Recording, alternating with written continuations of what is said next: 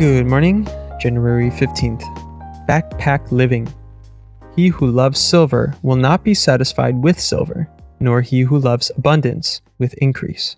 This also is vanity. Ecclesiastes chapter 5, verse 10. With airlines charging us extra fees if we want to take our suitcase with us on vacation, more people are learning to take less, even on overseas trips. Many seasoned travelers pack little more than a change of clothes and a toothbrush.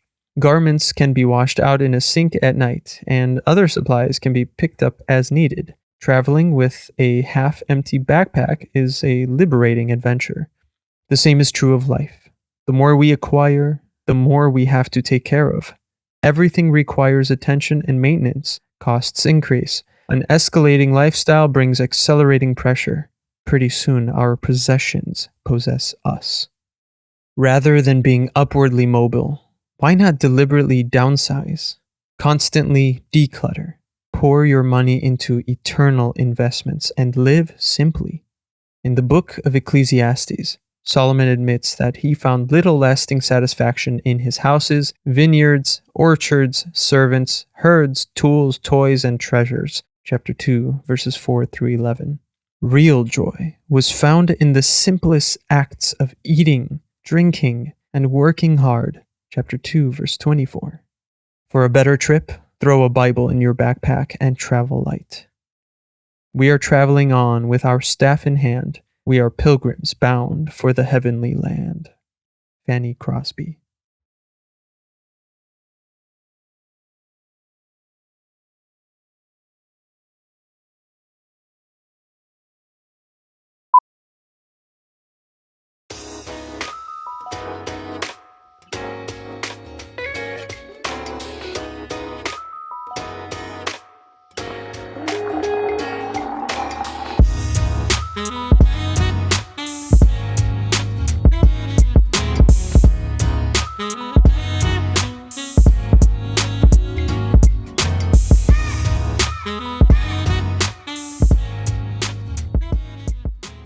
Good evening. Discouraged?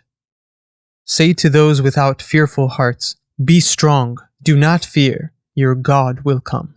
Isaiah chapter 35, verse 4. Discouragement manifests itself in different ways, but always leaves you disillusioned, wondering whether all your efforts are worth the trouble.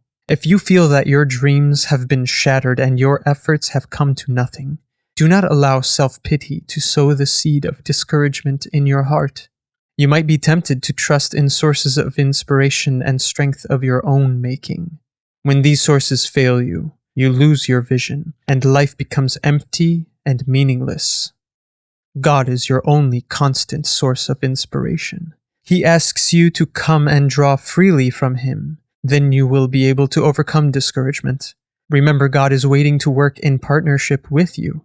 He does not work against you, but seeks your cooperation at all times in order to neutralize the forces that depress and threaten to overcome you.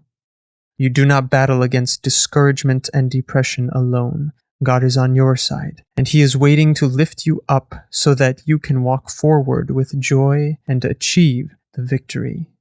If you don't know Jesus Christ, you are condemned already, according to the Scriptures, for you reject the only propitiation for your sins. You reject the only one God says you can be saved through, Jesus Christ. So we all have, I included, have the wrath of God over us, and that's pure justice from a holy, holy, holy God who calls the shots because He created every molecule in this universe. We have no authority.